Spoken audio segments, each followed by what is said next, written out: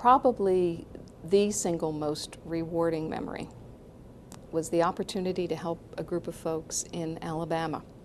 We don't think about public land in Alabama, but it was a homestead state. So their ancestors had homesteaded. The Civil War came, destroyed all the records.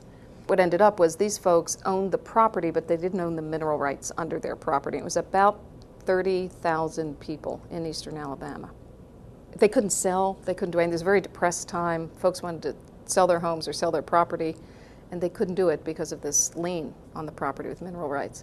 And it was through working with their local congressman that we were able to clear up the title for them, make sure they could own the land outright so they could deal with it as real property owners. It wasn't anything the federal government particularly wanted. There were no mineral interests there.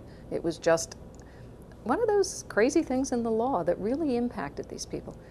And I got a letter from a woman there, and the letter just said, "I never knew the federal government cared until I worked with you." And I thought, wow, where else would you get an opportunity to do something that significant for people? I think when I first started working here, I had a major experience. It was very memorable because we went to a AO conference, and my supervisor asked that I do a presentation there.